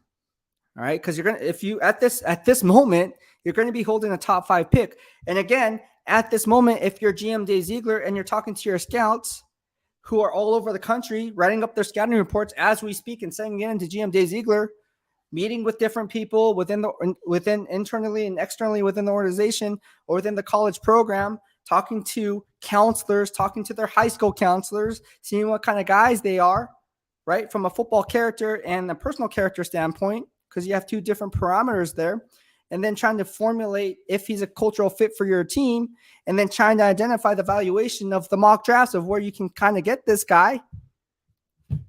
There's a lot of things, layers to the onion to get to the core that we always talk about here in the DOB, as I always like to say. At what point do we say, hey, let's just sign Rocky Ya-Sin to a long-term contract because he's playing a hell of a year? Or do we know what we have? Yes, Nate Haas is playing really well, but he got injured. Okay, so you have Nate Haas. What about Meek Robertson? Is he a guy that we can keep next year? Or, because he's on the Mike Mayock and John Gruden trail, do we let the Louisiana Tech product go? I mean, there's a lot of different things. Now, I would keep a Meek Robertson. I love a Meek Robertson. But again, it's not up to me. It's up to GM Dave Ziegler and what he wants to do and how he wants to formulate this cultural identity. And again, in order to know what you have or don't have, you're going to have to give these guys live reps. Tayshaun Bauer had a hell of a preseason. He needs to get some of these reps because at the end of the day, what do you have to lose? Chandler Jones ain't getting it done. Chandler Jones ain't getting it done, so give Malcolm Koonce the reps, the Buffalo product. If not him, activate Tayshaun Bauer and see what he can do. Oh, but he's going up against 3s and 4s. What difference does it make? Chandler Jones can't do it against 1s. I'm just saying you have to try something out. Like, yeah, there has to be something there.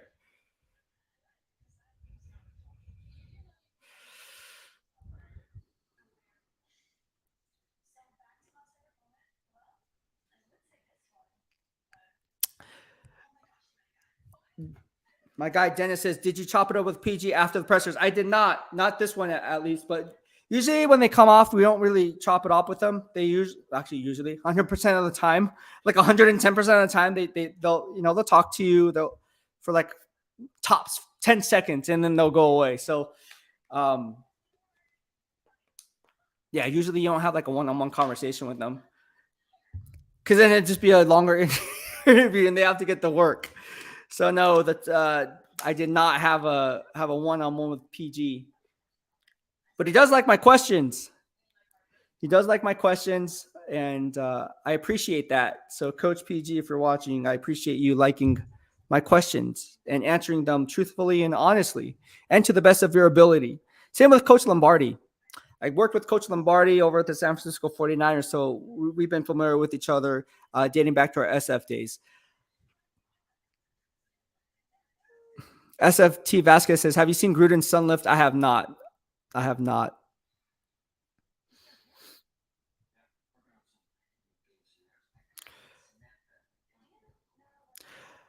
All right. Keeping it real 100 says, remember when the Cowboys traded Herschel Walker? What did they build with those picks? Super Bowl. That's true. Dallas Cowboys had a hell of a draft, though. The Dallas Cowboys had a hell of a draft with those draft picks. And they gave up the farm for him. So nowadays, I think a lot of it's different because back then there was no such thing as a salary cap either, right? I think that was back in the early 90s. I think, what was it, or was it the late 80s?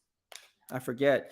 But they drafted all these guys, geez Louise, that had impact. I think that was probably one of them. I guess you would say it's one of the top 5 mega trades of all time, right? That worked out. Herschel Walker, what a beast.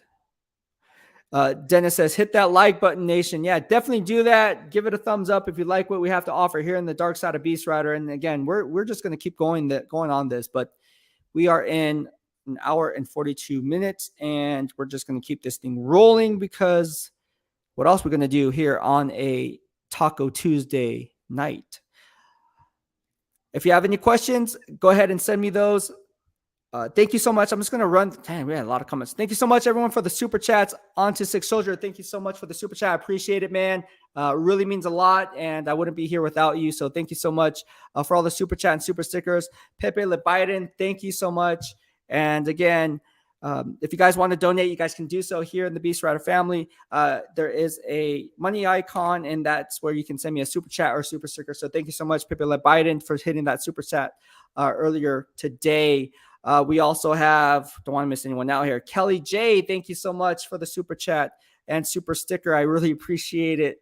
And it really means a lot when I hop on these live streams because, again, I wouldn't be here without you guys all in my corner. So, again, thank you so much for doing so. All right. I think that's going to wrap up this live stream. I hope all you guys liked what I had to say. My battery's about to die. I was going to hop on and stay on, but I'm at 13% right now. And my charger is upstairs. So unfortunately, I am going to hop off this live stream. Aloha Dennis says, do you have mock drafts? I do. I've been doing mock drafts since well, to be honest with you, I've been following the draft since 1998. I've been having mock drafts since 2005. So I've been running mock drafts since 2005. In fact, I beat Mel Kiper, beat Todd McShay, beat Charles Davis, beat Daniel Jeremiah, all those guys within their mock drafts, beat all the guys who I feel that are the best in the game at mock drafts, not who I would draft, but how I see the draft actually playing out and who the teams would actually select. I beat those guys 2 years running. And when you talk about a 5-year outlook, again, 2 to 5 year outlook, I never finished worse than second. So again, and that includes Mike Mayock before he became GM with the Raiders. So again, you go up against the best, iron sharpens iron mentality. Last 2 years running, I beat all those guys, and it's up on the BEASTwriter Plus newsletter. It's also up on my Twitter.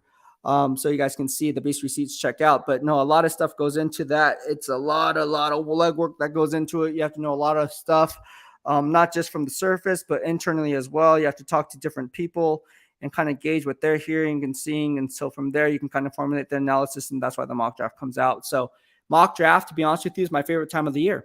I love it. I love running mock drafts because at the end of the day, if you're going to talk good or bad about the player or a specific team or a coaching staff, you better run the dynamics of the other 31. Otherwise, how are you going to gauge? You can't just gauge Coach Rich Bisaccia to Josh McDaniels or Josh McDaniels to John Gruden. It's just like, that's just, that's not that many layers. You're just comparing what is just a recycling bin within the organization. It's like, nah, man, let's go out.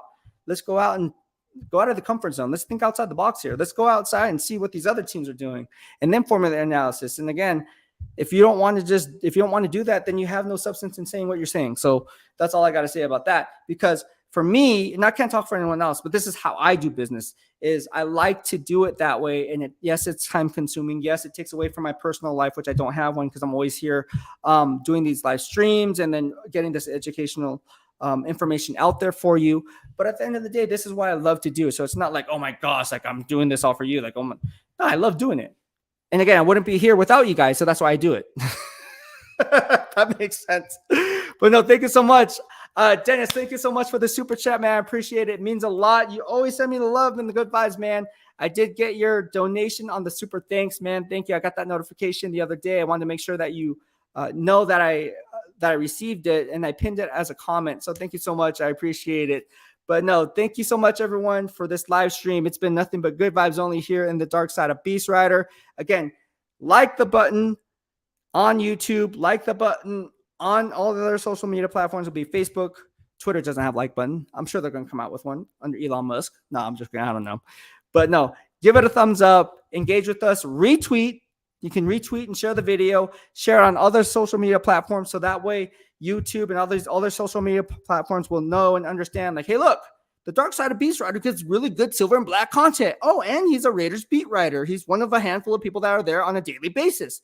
So maybe we should push this video to more people like the Raider Nation, because at the end of the day, they want that stuff. No, I'm joking. They don't. Or you do. I don't know. You tell me. But no, thank you so much, everyone. I had a lot of fun time. It's been good. Taking my mind off my personal life and what's going on with the passings of my dog and my uncle. But thank you so much, everyone. I hope you had a lot of fun. I'll be back on this Pick 6 live stream tomorrow. So be sure to hit the like button, subscribe in the lower right-hand corner of your screen as you stay up to date on all things Beast in real time. Take care, everyone. Have a good night. BEASTwriter out.